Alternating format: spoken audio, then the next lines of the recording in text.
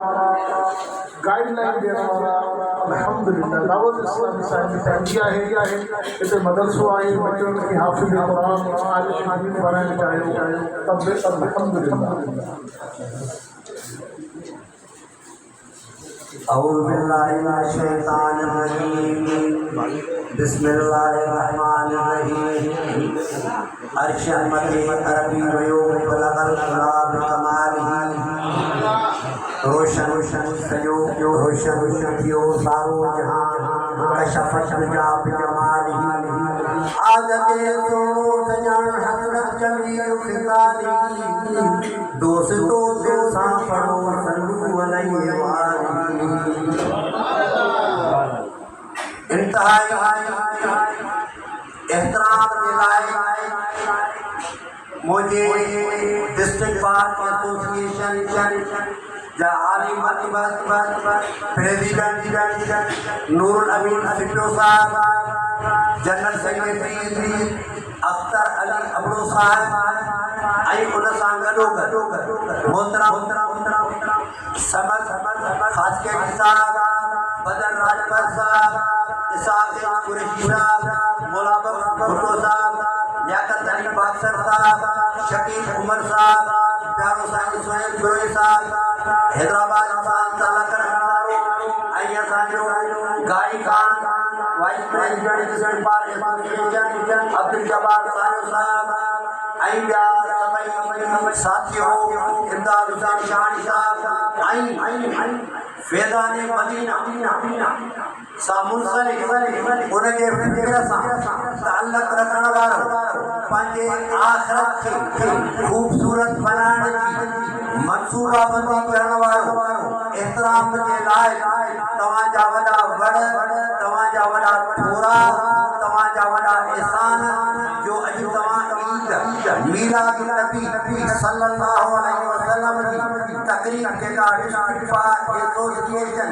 जाम शोरी जे तरफ़ां मुनाक़िद थी रही आहे उन में तव्हांजी शिरकत असां वटि लाइ बाज़ सुकून बाज़ तस्कीन कलब ऐं बाज़ इत्मीनान आहे। असां तव्हांजा थोराइता आहियूं। मुंहिंजा प्यारा साथियो, तव्हां उन कायनात जे अज़ीम अगवा जेको रूहानी तौर ते, मज़हबी तौर ते, अखलाकी तौर ते, इनकलाबी तौर ते, इंतजामी तौर ते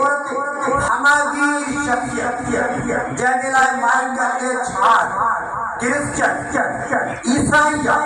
उन 100 influential personalities of the world जॾहिं लिखियो त पाण ईसाईयत जे फिक्र सां, इंजील जे फिक्र सां ताल्लुक़ रखण जे बावजूद बि उन क़ुरान जे फिक्र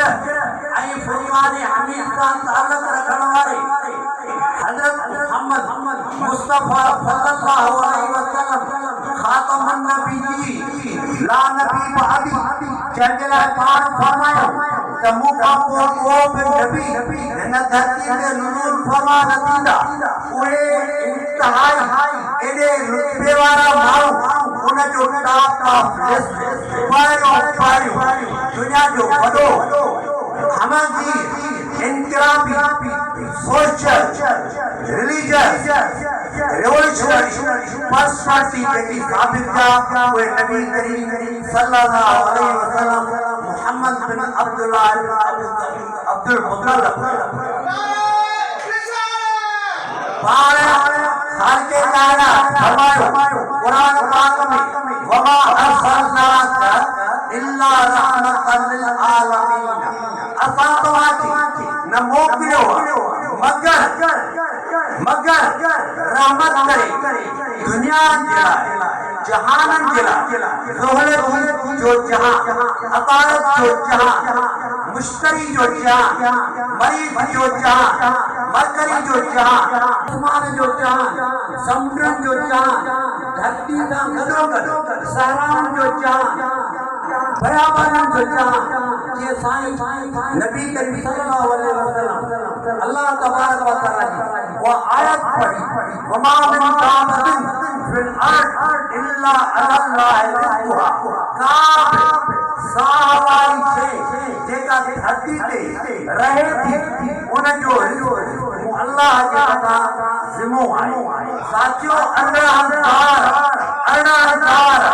मखलूक जा क़िस्म उहा समुंड में हुजे ॿिन पेरनि वारी हुजे चइनि पेरनि वारी हुजे जुरंदड़ फुरंदड़ हुजे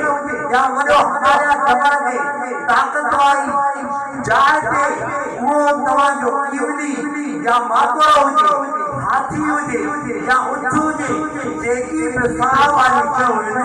उनखे रिज़्क़ जेको आहे उहो ख़ालिक़ काइनात अता करे थो अहिड़ी तरह नबी करीम सल्लल्लाहु अलैहि वसल्लम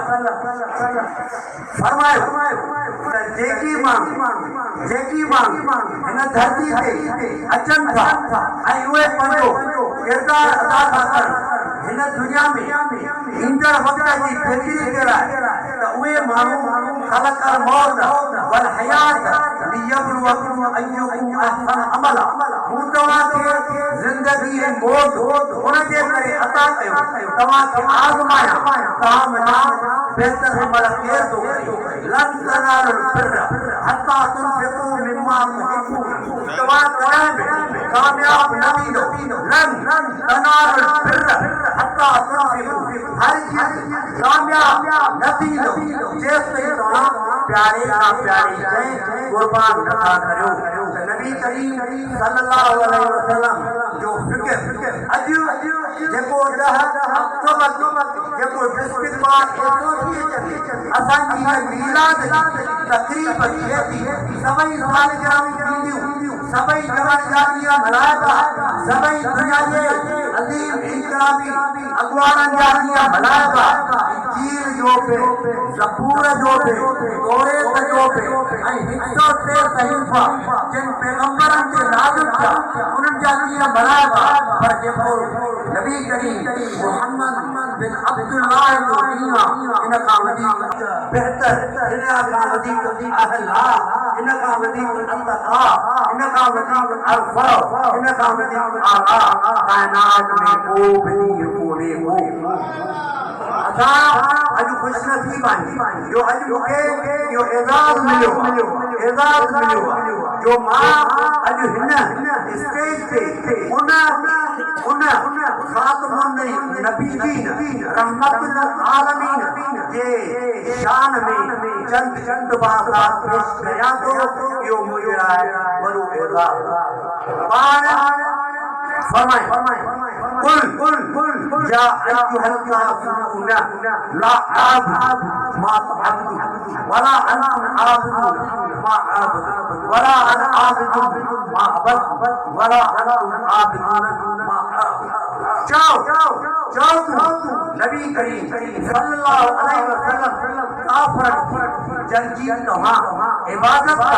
कयो उन्हनि जी मां नथो कयो जंजी तव्हां था मां कयां थो उन्हनि जी तव्हां नथा कयो जंजी तव्हां था कयो उन्हनि जी मां नथो कयो जंजी मां नथो कयो जंजी मां थो कयां उन्हनि जी तव्हां नथा कयो लकुम दीनुकुम तव्हांजो दीन तव्हांजे लाइ माना वली दीन ऐं मुंहिंजो दीन मुंहिंजे ला इकराह दीन काथा बचन कुछ कंहिं बि माण्हू जे मथां इहो क़ुरान पाक इहो जेको पढ़ा थो इहो क़ुरान थो पढ़ा कंहिं बि माण्हू जे मथां ज़ोर ज़बरदस्ती करे उनखे पंहिंजे नज़रे जो क़ाइल नाहे करणो पाण नबी करीम सल्लल्लाहु अलैहि वसल्लम जे मथां जेका हिकिड़ी गुजड़ी गंदू चलाईंदी हुई पर हिकु ॾींहुं गंदू न चलायो त पाण पुछूं त उहा गुजड़ी जेका मुंहिंजे मथां गंदू चलाईंदी हुई उहा नथी चलाए छा सबबु आहे ॿुधायो त उहा बीमार जो हलो त उनजी इहे हुया रहमतुल आलमीन इहे हुया ख़ालिक़ काइनात जा बरगुज़ीदा दुनिया में जेकी बि शख़्सियतूं आहिनि हींअर दुनिया में 8 अरब 52 करोड़ माण्हू रहनि था 150 पर अक़वाम मुत्तहिदा जा आज़ाद मुल्क आहिनि उनमें 57 इस्लामी मुल्क आहिनि उन्हनि सॼी काइनात वॾे में वॾी शख़्सियत जेकर आहे त उहा नबी करीम सल्लल्लाहु अलैहि वसल्लम मुहम्मद बिन अब्दुल्लाह बिन अब्दुल मुतल्लिब असांजो मां पंहिंजे सिर खे कम थो करियां पंहिंजे सिर खे झुकायां थो मुंहिंजे महबूब जे अज़मत जी पंहिंजे महबूब जी पंहिंजे आका जी अज़मत जी हुनजे बुलंदी जे किरदार जी अखलाक जी रबे कायनात असांजो हुकुम ही क़बूल करणु फरमाए जाए रबे कायनात ही जेको असांजो मिलाद आहे उनखे क़बूल करणु फरमाए जाए ऐं ला यक़ूलु इल्ला बिइज़्निही अल्लाह तबारक व तआला फरमायो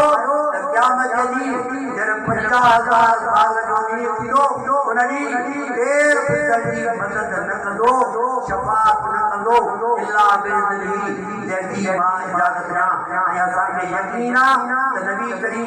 सल्लल्लाहु अलैहि वसल्लम खे इहा इजाज़त हूंदी त पाण शफ़ाअत कंदा पंहिंजे मज़लूमनि जी गुनाहगारनि जी सयाहकारनि जी ऐं पंहिंजे उम्मत इंशाअल्लाह ताला पाण क़यामत में सुरखरू हूंदासीं जहिड़ी तरह हींअर दुनिया में असांजे लाइ मसइला आहिनि हींअर ताज़ो मसाइल तमामु बेन अफ़गानी सतह ते घणा थी विया आहिनि पर मुस्लमान तकलीफ़ में आहिनि मुस्लमान तकलीफ़ में आहिनि इहो उनजे करे जो इत्तिहाद कोन्हे वअतसिमू बिहब्लिल्लाह जमीअन वला तफ़र्रक़ू अल्लाह तबारक व तआला जी रस्सी खे चुंबड़ी पई फ़िरक़न में तक़सीम न थी दुनिया जा 57 इस्लामी मुल्क इत्तिहाद न हुजण जे करे हींअर तमामु मुश्किलात आहिनि असांखे इत्तिहाद करणो पवंदो आलमी सतह ते ऐं जेकॾहिं असां इत्तिहाद कंदासीं त पोइ फ़लस्तीन जी आज़ादी गज़ा जी आज़ादी यकीनन तव्हां ॾिसंदो पंहिंजे अखियुनि सां त फ़लस्तीन जा हींअर ताज़ो 45,145 जेके फैक्ट्स जेकी रिपोर्ट थिया उहे इहे 45,145 फ़लस्तीनी शहीद थी चुका आहिनि बचड़ा जेके अमड़ियुनि जे फंज पिया उहे लुटेर घास ऐं जऊस असां खसे 70 लख इसराइल में दुनिया में टोटल आबादी जेका आहे यहूद उहा 2 करोड़ जंहिंमें करोड़ 3 लख सॼी दुनिया में ऐं इसराइल में फ़क़ति 70 लख माण्हू असांजे करोड़ अरबनि माण्हुनि जे वजूद ते क़ाबिल ऐं असांखे तकलीफ़ में उन्हनि वियो आहे इंशाअल्लाह ताला पाण फातिह थींदासीं कुल जाल वज़हल बातिल उन्नल बातिल कान ज़ानका तेरे हक़ में दुआ बातिल शिकस्त ईंदी आहे तहक़ीक़ बातिल दबा अहिड़ी तरह इसराइल दबा असां फैज़ाने मदीना वारनि जा इंतहाई मशहूर ममनून आहियूं जो असांजे प्रोग्राम में आया ऐं असांजी इज़त अफ़ज़ाई कयूं महिरबानी प्यारा थैंक यू माशाअल्लाह हाणे इंशाअल्लाह सुन्नत